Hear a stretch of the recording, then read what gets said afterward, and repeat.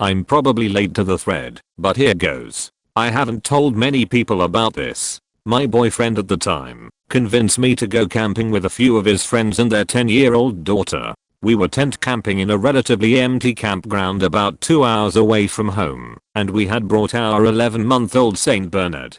The second afternoon everyone was drinking pretty heavily, except me. I don't drink, and I could tell he was getting too drunk. He grabbed a bottle of Jack and just started chugging, and it was like a light switch flipped. He was screaming at everyone and trying to fight one of the guys, and I didn't want young girl to see this. So I convinced my boyfriend to go with me into the woods with our dog.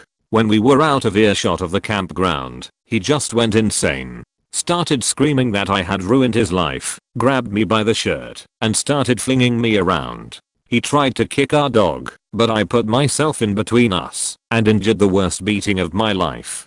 Halfway through I realized he had a massive hunting knife hanging off his belt, but he was too drunk to realize it was there, and I wanted to make sure he didn't suddenly remember. So I let him use me as a punching bag to keep him focused until he ran out of steam and passed out. I went back to the campground, packed up my shit and my dog and drove home, and didn't tell anyone what happened until I finally got the nerve to kick him out 5 months later. I kept the dog.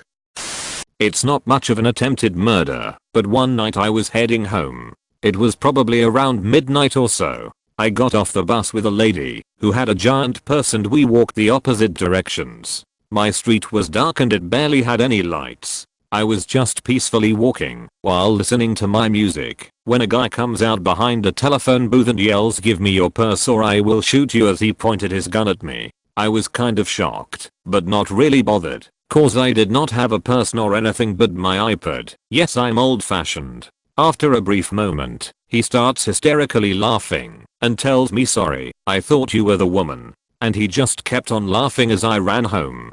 Fun night.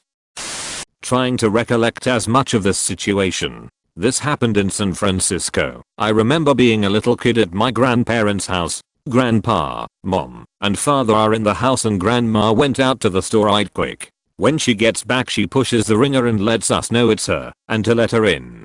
My father buzzes her in and heads outside to help.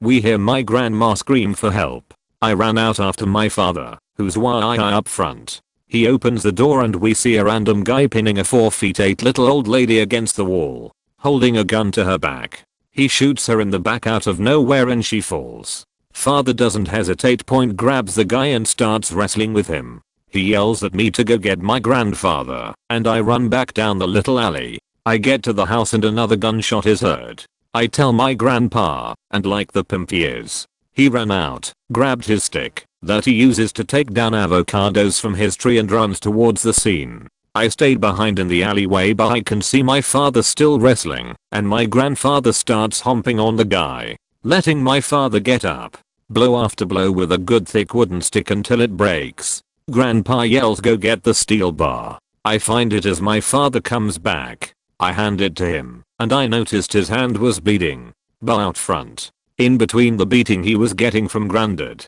the guy manages to escape and start running down the block. My grandpa gave chase as me, and dad helped my grandma. Moments later grandpa comes back empty-handed. The mugger got away, not after a good deserved beating. Grandma ended being okay. My dad's thumb was blown off, so my grandma had to take him and herself to the hospital. I was a bouncer. One night I ejected a group of girls who were incredibly drunk. As usual, one of them threatens to have her brother come kill me. Okay, whatever, I hear that shit every week. Only this time her brother did show up, with his friend. 2 drunk Marines. I back up, shut the door, and lock it. They threaten to beat my ass, then leave. I open the door again, and after about 10 minutes they run around the build and start jumping me. The friend pulls out a knife and tries to power stab me in the face while I'm on the ground. I rolled over a little and hear the knife hit the concrete hard by the side of my head. 2 of the bartenders run over and get the dudes off me. They took off and were never found. If I hadn't rolled over, that knife would have been driven into my head. It actually left a divot on the concrete. Not me, but my auntie, Mary, and this happened when my mom was a baby and I haven't asked my aunt about it yet, so some of the details are probably off. I think it was the 60s, and at the time there had been a few murders of young women around the southwest of Ireland by a suspected pair of dudes, who I don't think were ever caught.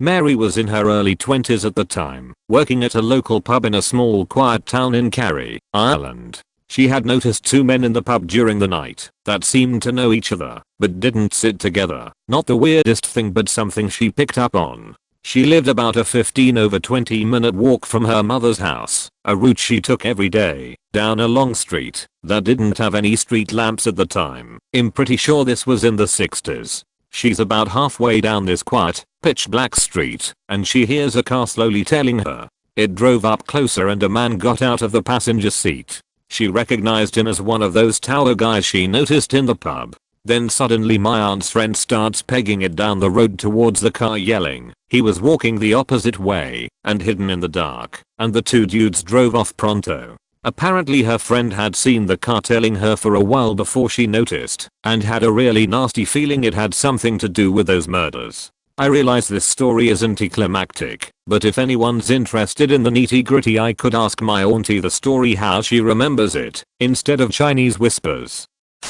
My mom has borderline personality disorder with paranoia ideation as well as some other issues, and is very prone to violence. I learned very quickly at a young age how to gauge her moods based off of her actions. One night she was giving my younger siblings a bath, and like all little kids they hated water in their face. I was 6 at the time, my sister was 4 and my brother was just shy of 2. She became frustrated, started screaming at them. She grabbed the backs of their necks and shoved them down under the water. I ran in and started hitting her as hard as I could to draw her attention away. She turned and slugged me as hard as she could in the ribs. She actually broke one and bruised a few others. But my siblings were able to come up for air. They said most her life she was bipolar, it's only been recently she has been diagnosed as BPD, and she had a habit of thinking she was better, so she would stop taking her medications. She refuses to this day to own up to what she did. She claims she has no memory. Honestly, I'd care if she does or doesn't. My husband's little sister was 9, and he was 12. He also had 2 girl cousins close in age as well. His uncle raped and killed his sister after killing his aunt. That night when my husband went to the bathroom, he didn't shut the door all the way and the uncle was watching him through the crack. Turns out his sister was folded and put into the bathroom cabinet, and had my husband walked to the back of the bathroom, the uncle would have killed him as well. The uncle went on the run that night, and the next day my husband and his cousins were playing hide and seek and my husband ended up pulling his aunt with her head 3/4 of the way off up from behind a futon. She was wrapped in a carpet. My husband is doing pretty well now. He obviously has PTSD, but he is a great dad, a little overprotective but that's understandable, and a great husband to me. He is a hard worker and super loving. He has had a miserable life up until we got together 16 years ago. He found out the kids he had in a previous relationship weren't his. We did fertility, and it ended up being him. He is about a 1 on a 1 to 10 scale of being able to have kids. She then admitted they weren't his. He wasn't on the birth certificate of 2 of the 3 kids, because she got married and left the other guy. The courts however made him pay child support until the youngest was 19, because he had already been financially responsible for them. We met when the youngest was 3.